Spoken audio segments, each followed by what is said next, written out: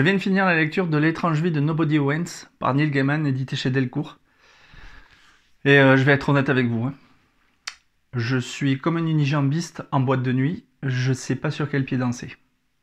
Mais enfin, ça va pas! Allez, générique.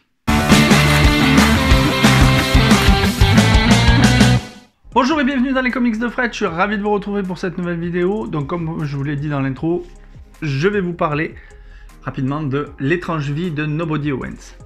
On va la faire courte, je vais vous lire le pitch, comme ça vous saurez de quoi il en retourne.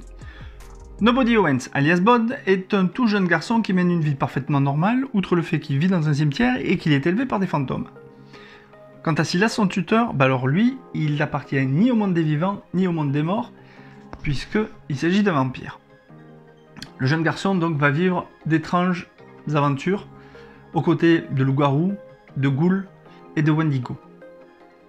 Mais tout cela est sans danger en comparaison du terrifiant Jack qui poursuit Bod après avoir assassiné toute sa famille.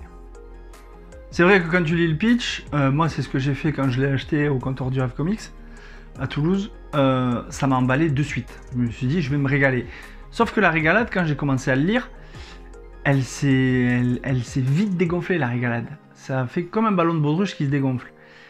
Autant le premier chapitre était très bon, autant les autres, mais pour le lire, j'ai sorti les rames, quoi. J'ai sorti les rames. Alors même si Neil Gaiman est un auteur à succès et un très bon scénariste, je trouve que le fait de vouloir adapter son roman éponyme en comics, pour moi ça l'a pas fait. C'était long.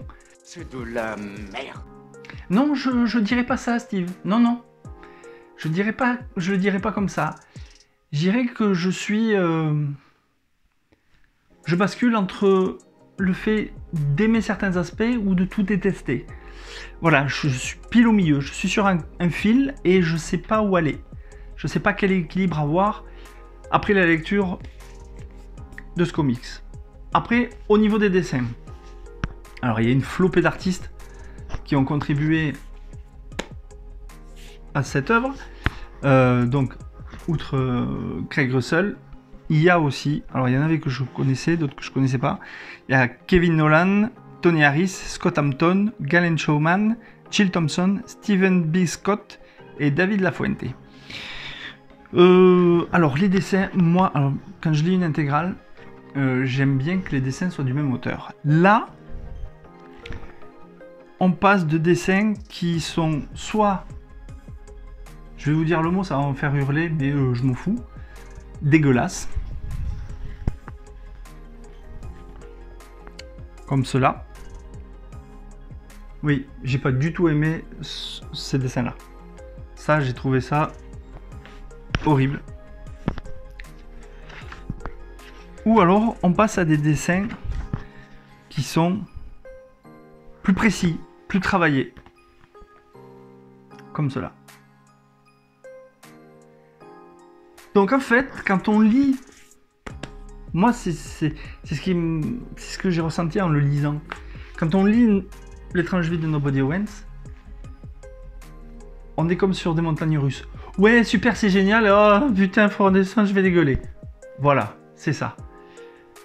C'est la première fois que ça m'arrive de lire une BD et de pas savoir si j'ai kiffé ou si j'ai pas kiffé. Je dis pas que tout est pourri dans ce comics. Il y a des moments qui vous font vibrer, qui vous prennent aux tripes et c'est rempli d'émotions.